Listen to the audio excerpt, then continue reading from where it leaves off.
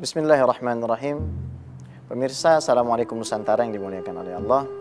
Kalau tadi kita sempat membahas bagaimana kriteria bertaubat orang yang berdosa kepada Allah Subhanahu wa taala, maka pada sesi kali ini kita akan membahas taubat dari dosa yang seseorang lakukan namun berkaitan dengan hak orang lain.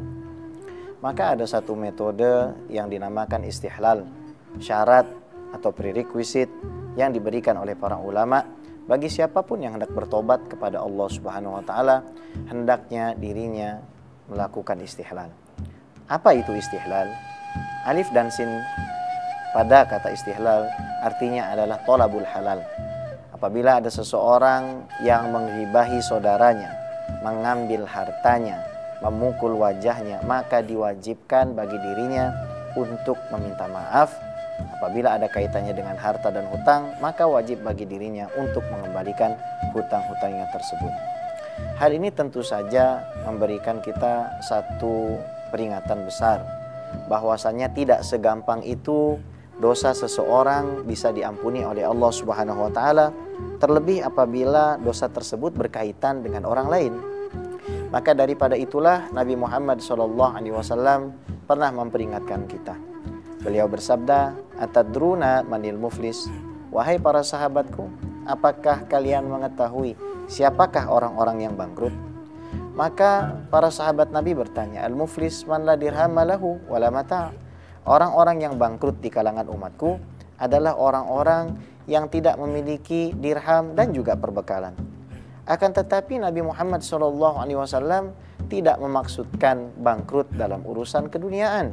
Beliau menjelaskan, al-muflis min ummati, orang yang bangkrut di kalangan umatku, man ya'ti yaumal qiyamati, adalah orang-orang yang datang di hari kiamat, bisolatihi, membawa semua pahala solatnya, wa zakatihi, membawa semua pahala zakatnya, wa siyamihi, membawa semua pahala puasanya, wa sadaqatihi, membawa semua pahala sedekahnya, thumma ya'ti man qad syatama hadza, kemudian didatangkan sekelompok orang yang pernah dia hina, wa qadhafa hadza, didatangkan sekelompok orang yang pernah dia fitnah, wa akhadha mala hadza, didatangkan sekelompok orang yang pernah dia ambil hartanya secara tidak hak dan halal, wa daraba hadza, didatangkan segolongan orang yang pernah dia sakiti, yang pernah dia pukuli, wa safaka dama hadza, didatangkan segolongan orang yang pernah dia tumpahkan darahnya, fa ukhidha hadza min hasanatihi wa hadza min hasanatihi,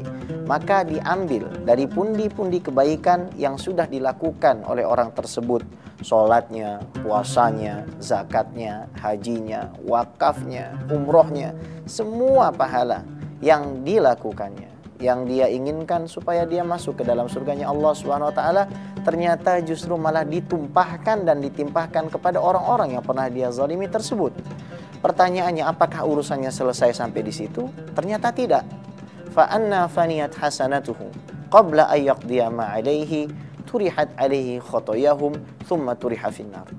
Ketika pahala kita sudah habis membayar semua kezaliman yang kita lakukan, maka Allah Subhanahu wa taala menimpahkan dosa-dosa orang yang pernah kita zalimi kepada kita, dan na'udzubillah thumma na'udzubillah, kita dilemparkan masuk ke dalam api neraka jahanam. Maka pemirsa Assalamualaikum Nusantara yang dimuliakan oleh Allah, hendaknya kita betul-betul menjaga apa yang Allah titipkan kepada kita, yakni lidah dan tangan kita. Nabi Muhammad SAW mengingatkan kita ketika beliau ditanya, ayul muslimina afdalu, dari semua orang yang beragama Islam, yang sholat, yang puasa, yang zakat, yang haji, mana yang paling utama di antara mereka? Nabi tidak menjawab bahwasanya yang paling utama adalah yang paling banyak sholat sunnahnya, yang paling banyak melakukan umrohnya, yang paling sering melakukan hajinya, yang paling besar masjid yang dia bangunnya, yang paling besar pesantrennya. Lah, tidak. Tapi Nabi SAW ketika mensifati siapa yang paling mulia dari semua orang Islam, man salimal muslimuna min lisanihi wa yadihi, ternyata orang yang paling mulia di sisi Allah dan Rasulullah SAW adalah mereka yang paling sedikit menyakiti orang lain, paling sedikit menzalimi orang lain dengan lisan dan juga dengan tangannya. Taubat juga memiliki banyak aspek yang harus kita pahami, yaitu level yang harus kita lalui agar taubat kita menjadi diterima oleh Allah Subhanahu wa taala.